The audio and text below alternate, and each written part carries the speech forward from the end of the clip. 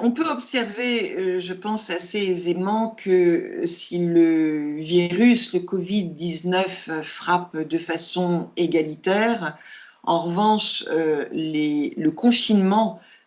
fait émerger des situations sociales et des situations de vie radicalement différentes, de sorte que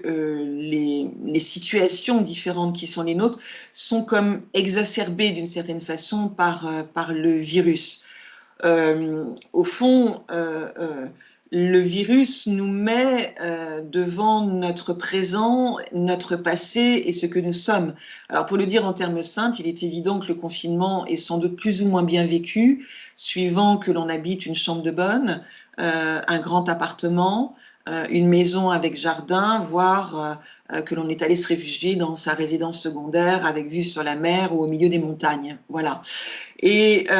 il apparaît incontestablement, je pense, qu'elle va frapper enfin, à la fois le confinement, moins le virus que le confinement lui-même, risque de frapper de façon très vive et avoir des effets particulièrement délétères pour les personnes qui sont en situation sociale les plus difficiles, pour des raisons très simples à comprendre, des appartements plus petits,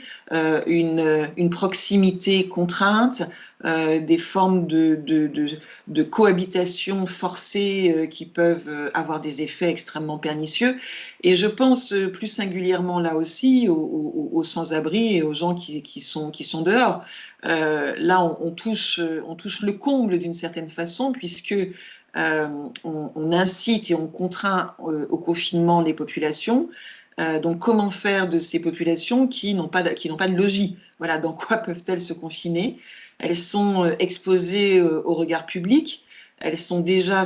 très vulnérables sur le plan physique, elles manquent dans la majeure partie des cas des moyens rudimentaires d'accès à l'hygiène. Donc au fond, comment allons-nous traiter des personnes qui vivent sans logis et dans l'espace public alors que celui-ci doit être évacué? Et j'entends ici ou là des incitations à éventuellement pénaliser l'occupation de l'espace public par ces personnes qui y sont parce qu'elles n'ont pas d'autre endroit où aller, dans la mesure où elles occuperaient illégalement aujourd'hui cet espace alors que les autorités exigent qu'il soit exempt de toute personne humaine. Donc là, on marche sur la tête d'une certaine façon. J'ose espérer que un peu partout, les centres d'hébergement ont ouvert grand leurs portes, mais du coup, ça crée la question de la proximité et de l'impossibilité pour ces personnes de respecter les distances sociales. Enfin, on voit combien, à travers cet exemple des sans-abri, en tout cas des SDF, on voit combien les inégalités sociales, du coup, vont être exacerbées ou vont être une sorte de miroir négatif encore plus intense de cette pandémie. Et j'ajoute que ce n'est absolument pas nouveau, puisque si on reprend l'exemple de la grippe espagnole, il a pu être montré, je crois, il y a une dizaine ou quinzaine d'années, en étudiant, ce sont des chercheurs qui ont étudié les registres des décès dans plusieurs États des États-Unis, puisque les États-Unis avaient été très fortement frappés par la grippe espagnole, et ont pu montrer dans un article, je pense il y a une dizaine ou une quinzaine d'années, que la mortalité était très fortement associée à la pauvreté. Ces chercheurs ont pu montrer que plus les revenus étaient importants, et bien moins le virus frappait. Voilà, donc on se trouve là face à un phénomène socio-médical d'une certaine façon, qui est pas nouveau, mais